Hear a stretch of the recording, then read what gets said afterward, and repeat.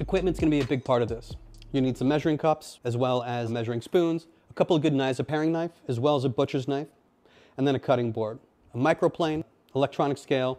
This funnel is gonna be unbelievably important. Masking tape, as well as a marker, and a juicer. You're gonna need jiggers, as well as shakers, and a Hawthorne strainer. Now, if you notice, I have a couple different models here, and this is to show you why it's worth to spend a little bit more money to get the good equipment. This might be the jigger that you used to that came in that registry set. 1 ounce, 2 ounces, that's it. That doesn't give you a lot of options when developing a cocktail. A good jigger, like this one here, my personal favorite, the Leopold, goes from a 1/4 ounce to 1 ounce on one side, giving you a lot of different options, and then 1.5 ounces to 2 ounces on the other. Next, you're going to need a good shaker. There's a lot of different shakers out there. I prefer the Boston shaker. I find it the easiest to use. So this is an example of a good Boston shaker. As you can see, you have a lot of volume inside that on those tins. So you give you room to move that drink around, get it cold, etc. And also, we'll give you the option of making 2 drinks at the same time. As opposed to the one that you might pick up at a restaurant, supply store, etc. You'll be lucky if you get 1 drink in here and it doesn't end up on your shirt. Next, Hawthorne Strainers. These are the ones you're probably going to use the most often. Everyday Hawthorne Strainer versus a good one. What are we seeing here?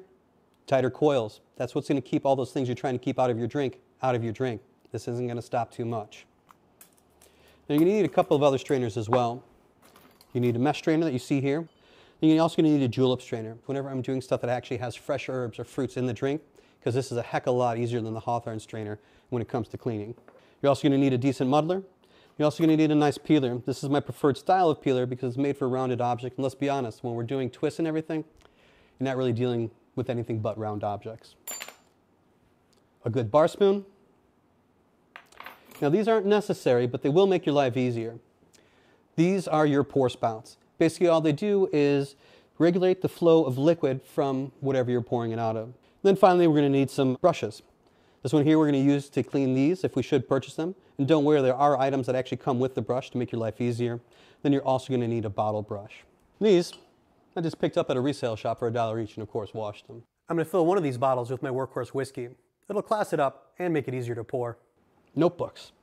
If you're taking all the time to develop your own philosophy and make your own cocktails, you should be writing them down so you can recreate them. We're going to need some space. In your freezer, you're going to need about a shoebox size of space.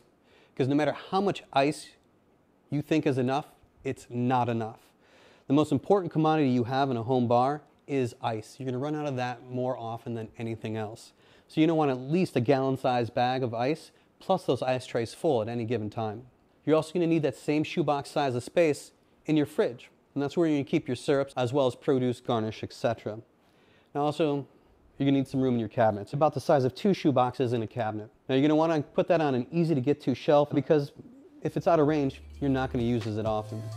And that's where you're going to keep your dry goods, like your sugars and things of that nature, as well as your spirits for the time being. And that is your bar.